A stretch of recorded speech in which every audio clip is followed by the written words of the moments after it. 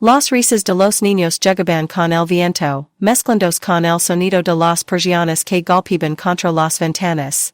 En la tercera planta de un viejo edificio color ochre, vivía Lucía Martín, una joven de 24 años con el cabello castaño y los ojos linos de esa mezcla de inocencia y fuego que solo tienen las personas que aman demasiado.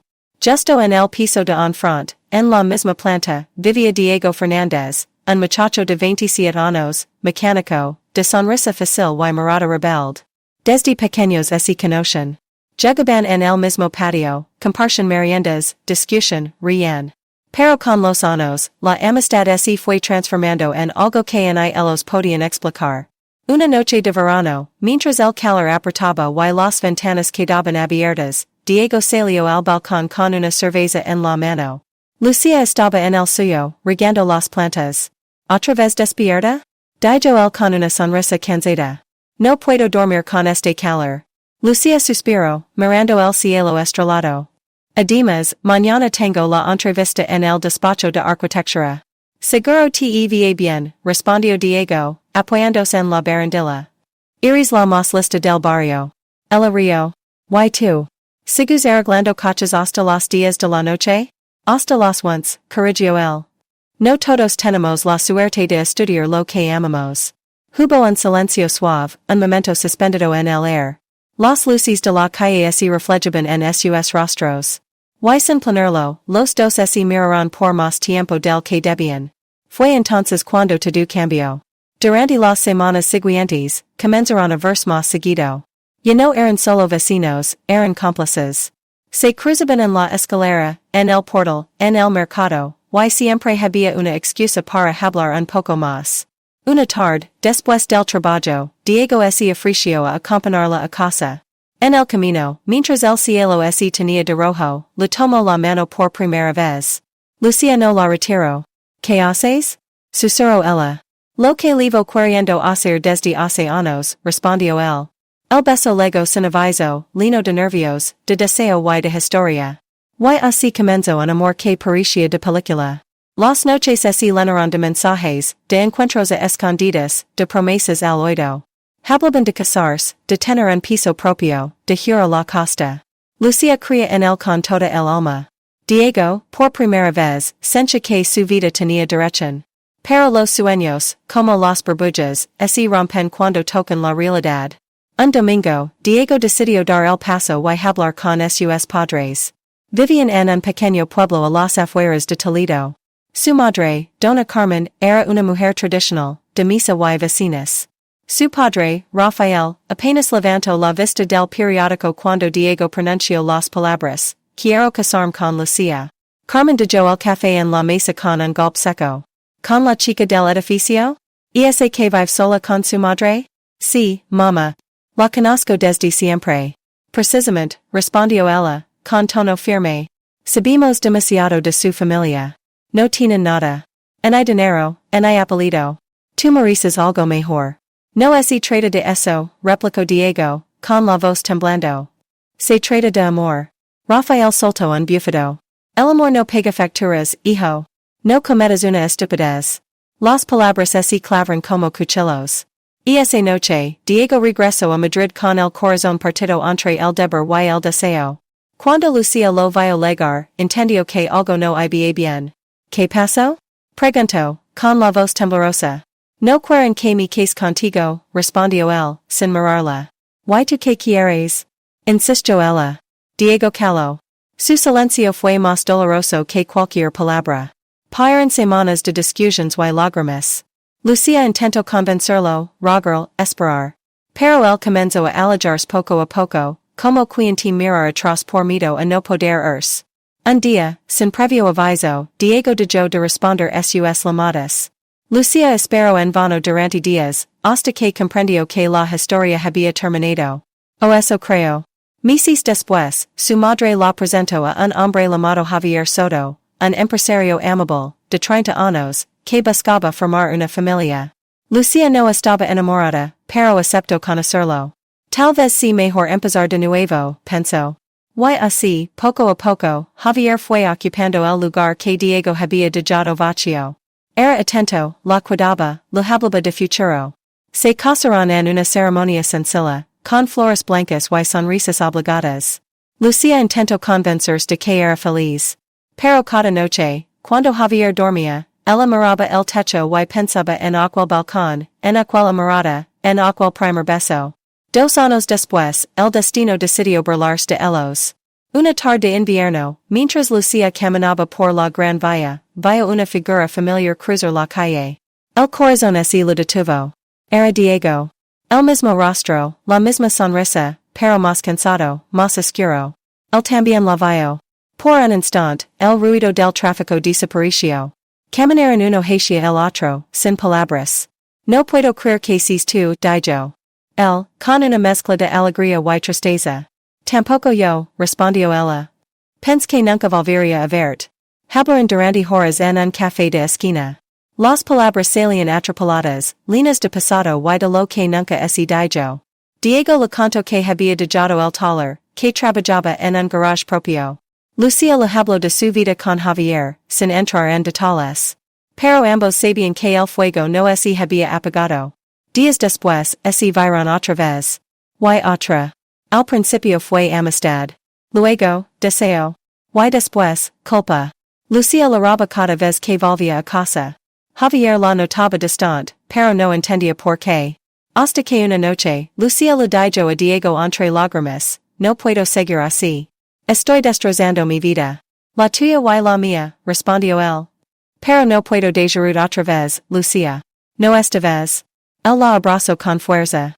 Y en ese abrazo nació una decisión que cambiaría sus vidas para siempre.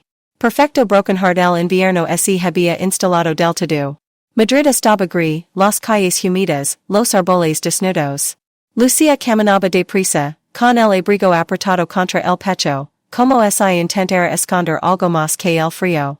En su bolso, vibraba su teléfono, te espero donde siempre. Era Diego. Habían pasado 3 meses desde su reencuentro, y el amor prohibido se había convertido en una cadena que los ataba cada vez más fuerte. Cada encuentro era más intenso, más desesperado, más peligroso. Lucía se sentía atrapada entre dos vidas, la mujer respetable que todos veían y la amante oculta que ardía en la sombra. Una tarde, sentados en el coche de Diego frente al río Manzanares, ella rompió el silencio. No puedo seguir viviendo con Javier. No lo amo, Diego. Cada vez que me mira, siento que estoy mintiendo. Él la miró fijamente. Entonces déjalo. ¿Y decir que me voy con otro? ¿Que todo ha sido una mentira? No lo entenderá. No tiene que entenderlo. Diego tomó su mano con fuerza. Lucía, podríamos irnos. A Valencia, a Málaga, empezar de cero. Ella sonrió con tristeza. No es tan fácil. Javier no me dejará ir, y no tuviera elección. Susurró él, mirándola de una forma distinta. Lucía lo miró, desconcertada. ¿Qué estás diciendo? Estoy diciendo, repitió Diego, con voz baja, que hay formas de ser libres. Ella se apartó, el corazón acelerado. No, Diego. No hables así. Tú mismo lo dijiste. No hay salida.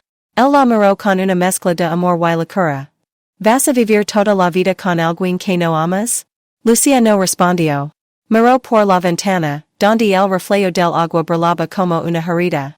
Esa noche sonó con Javier caminando solo, bajo la lluvia, y una sombra detrás de él. Cuando despertó, la idea ya se había instalado en su cabeza. Paran los días. Lucía intentó ignorar el pensamiento, pero cada vez que Javier la abrazaba, lo sentía lleno, como un extraño en su propia casa. La culpa la consumía, pero también el deseo de escapar. Una noche, mientras cenaban, Javier le sonrió. ¿Estás distante últimamente? ¿Te pasa algo? No, solo estoy cansada, mintió ella. Él le acarició la mano con ternura.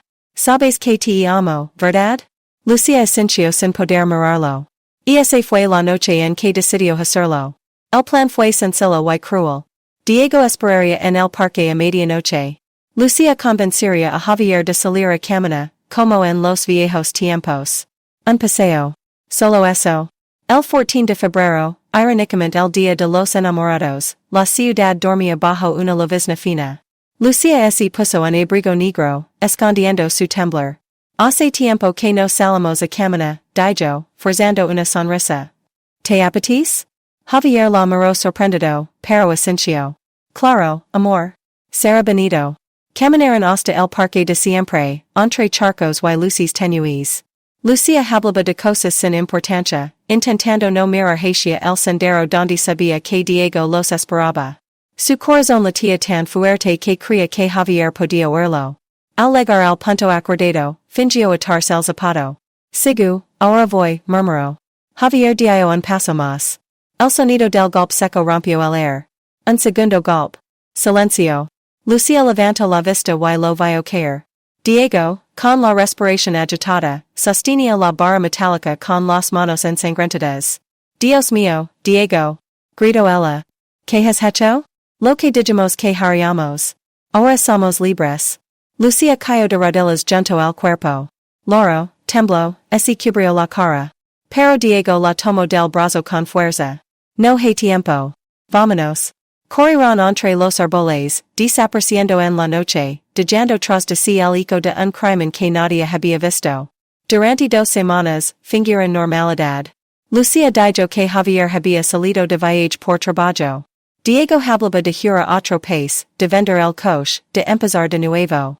Pero el miedo se filtró entre ellos como una sombra silenciosa. Cada serena en la calle los hacía temblar. Y al final, como siempre, la verdad salió a la luz. Un grupo de ciclistas encontró el cuerpo de Javier junto al río. La policía lo identificó en horas. No tardaron en descubrir mensajes entre Lucía y Diego, conversations, fotos, llamadas. El motivo era claro. El crimen, pasional. Los arrestaron una madrugada lluviosa. Lucía gritaba, negándolo todo. Diego guardó silencio, con la mirada perdida. Los vecinos observaban desde las ventanas mientras los coches patrulla se alejaban. El juicio comenzó 3 meses después. La sala estaba llena, periodistas, curiosos, cámaras. El fiscal los acusó de asesinato premeditado. Mostró pruebas, fechas, registros. Lucía Martín y Diego Fernández planearon la muerte de Javier Soto. Los citaron al parque, lo golpearon y huyeron, dijo con voz dura. Lucía escuchaba sin moverse, las manos frías. Su madre lloraba al fondo de la sala. Diego, sentado junto a su abogado, la miraba de reojo. El abogado defensor, un hombre joven y astuto, jugó con la duda. No hay pruebas físicas que los vinculan directamente. No hay huellas, no hay arma, no hay testigos. Lo único que hay es una historia de amor rota y el deseo de culpar a alguien. Los días siguientes fueron un desfile de testigos, vecinos, amigos, forenses. Cada palabra pasaba como una piedra. Pero el caso tenía gritas. La policía había manejado mal la escena. Las pruebas estaban contaminadas. El informe médico era contradictorio. Durante el último día del juicio, Lucía pidió hablar. Su voz temblaba, pero sus ojos estaban fijos. Yo amé a Javier, dijo, pero también amé a Diego. Lo que pasó fue un error, una locura. Yo nunca quis que nadie muriera. El juez la observó en silencio. En el público, algunos suspiraron, otros murmuraron. Diego apretó los puños. Sabía que ella estaba diciendo la verdad, o al menos una parte.